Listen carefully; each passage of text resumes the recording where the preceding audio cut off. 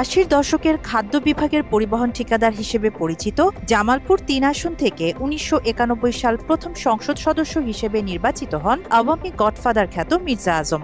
এরপর আর পেছনে ফিরে তাকাতে হয়নি তাকে। টানা ৭ বারের এই এমপি কেন্দ্রীয় আওয়ামী লীগের সাংগঠনিক সম্পাদক ও যুবলীগের সাবেক সাধারণ সম্পাদক এবং সর্বশেষ পাট ও বস্ত্র মন্ত্রণালয়ের মন্ত্রী হিসেবে দায়িত্ব পালন করেন। প্রধানমন্ত্রী তাকে মনোনয়ন দিয়েছেন। রাজনৈতিক দায়িত্ব পালনের সুযোগে দেশব্যাপী গড়ে তোলেন তার ব্যবসা বাণিজ্য, পাশাপাশি উন্নয়নের নামে প্রকল্প থেকে লুটপাট করেন কোটি কোটি টাকা। সরকারি দপ্তরে ঠিকাদারি, জমি দখল, দলীয় মনোনয়ন, পদ পদবি সবই নিয়ন্ত্রণ করতেন মির্জা আজম। স্ত্রী, সন্তান সহ পরিবারের প্রত্যেক সদস্যের নামে রাজধানী সহ দেশের বিভিন্ন স্থানে জমি, ফ্ল্যাট ও ব্যবসা প্রতিষ্ঠান সহ গড়ে তুলেছেন কোটি কোটি টাকার সম্পদ। শহরের চন্দায় দখল করা জমিতে তার স্ত্রীর নামে ২০ কোটি টাকায় করেছেন আলিয়া গার্ডেন। মাত্র ৩০% টাকায় জমির মালিক হয়ে নতুন বাংলাদেশের গড়ে তোলার স্বপ্ন দেখা বাংলা বসতি।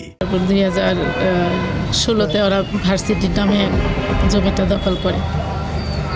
অনেক ঘোরাঘুরির পরও আমার মূল্য দেয় নাই, আমার আসতেও দেয় নাই। এছাড়া পৌরসভার ডাম্পিং স্টেশনের জমিতে রাস্তা বন্ধ করে গড়ে তোলেন ক্লাব। ব্রহ্মপুত্র নদের ৩০ একর জমি ও স্থানীয়দের জমি দখল করে গড়েন শেখ ফজিলাতুন্নেসা মুজিব বিশ্ববিদ্যালয়। এর বাইরে গেল ১৬ বছরে হাজার কোটি টাকা বিদেশে পাচারের অভিযোগ রয়েছে মির্জা আজমের বিরুদ্ধে। উনি জামালপুরে উন্নয়নের নামে দুর্নীতির এক মহোৎসব চালিয়েছেন। গেল ৫ই আগস্ট স্বৈরাচার শেখ হাসিনার পতনের পর থেকে আত্মগোপনে রয়েছেন মির্জা আজম ও তার পরিবারের সদস্যরা। জনগণের টাকায় গড়ে তোলা তার বাড়ি, রিসোর্ট, ব্যবসা প্রতিষ্ঠান ও অন্যান্য স্থাপনা প্রতিহত করে ছাত্র জনতা। মির্জা আজমের অবৈধ সম্পত্তি জব্দ সহ তার বিচারের দাবি জানিয়েছেন সাধারণ মানুষ।